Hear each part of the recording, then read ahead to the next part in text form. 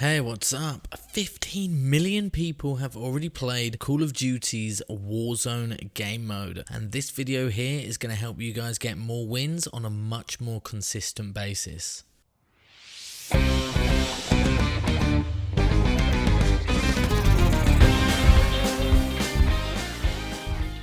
Hello, my name's Chills, and let's just jump straight into the methods of how I can get you guys getting much more consistent wins in Warzone, because let's face it, that's the reason we're all addicted to these battle royales. It's getting as many wins as possible. And remember, if you do enjoy this video, please do feel free to hit the like button, hit subscribe, but let's just jump straight in, shall we? So the first thing you're going to do when playing Warzone is you have to jump out of that plane, and what I'm about to tell you is going to be the only and best method to get to the location that you desire in the quickest way possible, and that is unless you are just dropping directly down from where you jump out. Okay, so how do we do it? You have to basically jump out of the plane. As soon as you jump out of the plane, you are going to see your altitude bar and the speed in which you are dropping. As soon as this gets anywhere between 40 and 60, you're going to pull your chute. As soon as you pull your chute, you're going to cut your chute and commence diving again. Then you're going to repeat this process, pulling your chute when it gets to 40 to 60 and then cutting until you get to your location. Now this is really important because it's going to be the only way to get there at speed, but this is also going to be one of the easiest things that you can master. So make sure you master it, because the quicker you can get boots on the ground, the quicker you can loot, and that is an advantage to anyone that lands after you. So this is really important. And also make sure you do not go above 70. Once you go above 70 drop speed, you are going to lose all forward momentum and just go straight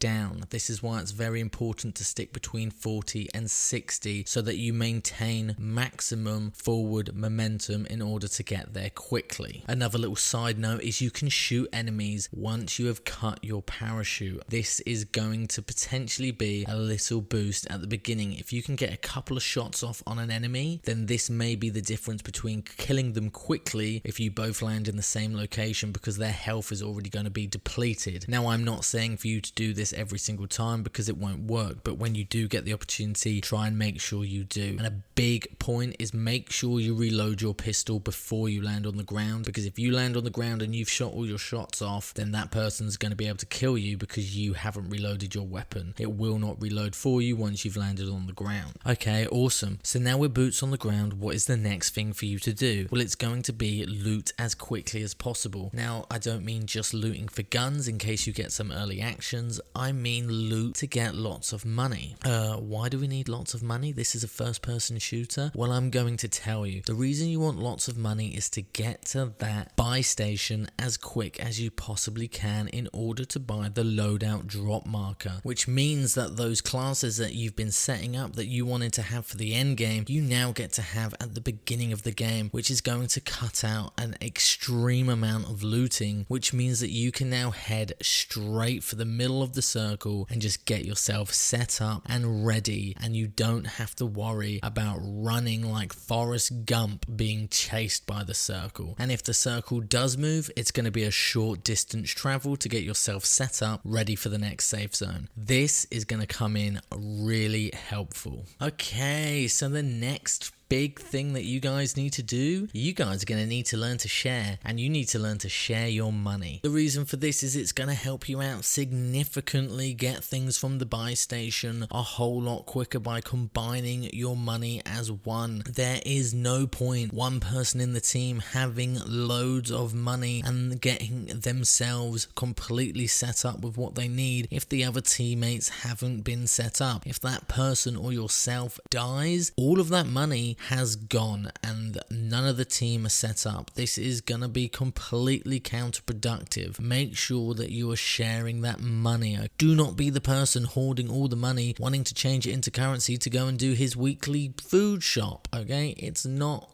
good. Make sure that you're sharing, and you want to be aiming to get the loadout drop marker, the ammunition box and the armor plates as quick as possible. This is going to boost everything really quick and get you ready for the end game as quick as possible. So remember people, teamwork makes the dream work. Sharing is good. Make sure you share.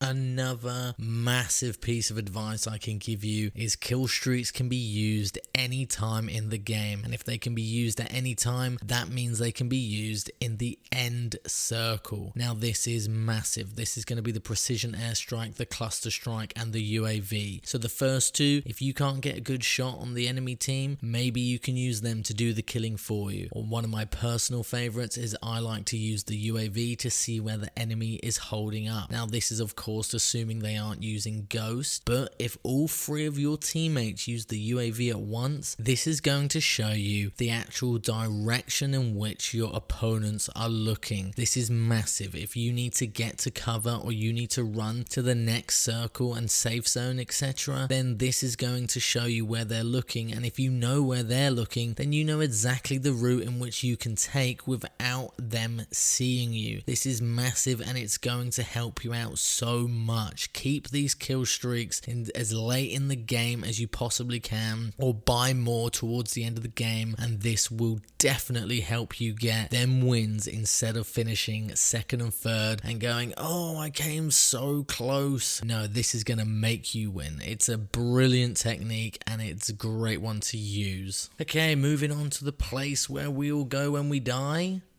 That's right, the Gulag. And do not underestimate this place. This is a massive addition to Battle Royale genres. It's a place where now we have a second lease of life. If all of your team go down, it's only theoretically going to take one of you to get back into that game in order to bring everyone back. And if you can bring everyone back, that's a second shot you have at winning the game. This is a great addition. But make sure that you try and learn it a little bit. Learn how people play, because you want to be trying to come out of this place more often than not. So the more times that you can win in the Gulag, the more times you have the chance to bring your whole entire team back. This is brilliant. Use it, get to know it, and this is definitely going to help. Another great thing that you can do in order to help your team out is do them intel recon contracts. So depending on how many you do, whether it's 1, 2 or 3, and it stacks up to 3 times, this will show you exactly where the safe zone or circle is going to move to. Now this can be a great piece of information in a battle royale when your enemies don't know where it's moving to and are just guessing. You know exactly where you need to head and you know exactly where you need to set up. So this can be really helpful. Make sure you do it. One thing that I see so often is people that are taking way too much time to loot or just like to play really slow and are coming into the safe zone really late on. This is a really bad technique to use, so try not to do it. People are already in there, they're set up, and they're waiting for you or waiting for other people to enter the safe zone late. And if you are running really late and are getting caught by the gas, if you're getting shot at, you cannot stop to shoot back or the gas is going to kill you. So drop this technique if you're doing it and try and play at a lot quicker pace. You'll get used to it really quick and it's going to benefit you massively in the long run. Now finally, take time creating your classes and make multiple classes for different scenarios in different games. I personally, when it comes to perks, like to use cold-bloodeds so I don't show up on thermal scopes, and I'm also able to aim at people without triggering their high alert. I then like to use high alert so I can see on my screen when someone is aiming at me that I cannot see, and I like to use tracker for when I'm in short proximities or in buildings to be able to see the footprints on the grounds where enemies are running in order to see where they are. Other things that you could use is quick fix. Now this allows you to regenerate health as soon as you kill an opponent. This can come in really handy when taking on multiple enemies or trying to wipe out an entire squad. Ghost is good because it gets you hidden from UAVs and it gets hidden from heartbeat sensors, and tune up is good because it's going to allow you to revive your teammate 25% quicker. Another good thing that I see people use a lot is overkill. Now this is going to allow you to take 2 of your favorite weapons in at once, so this one's used quite a lot. I personally also use a heartbeat sensor because it acts like a little mini UAV and it will help clear buildings, but just remember if they are wearing Ghost they won't show up on your heartbeat sensor, so don't rely on it too heavily. You guys have been amazing. Thank you so much for watching. That is just it for me. I hope you take all of these tips on board. They will help you massively in the long run. Thank you so much, and remember to hit like, hit subscribe, and I'm going to be coming back back soon with more Warzone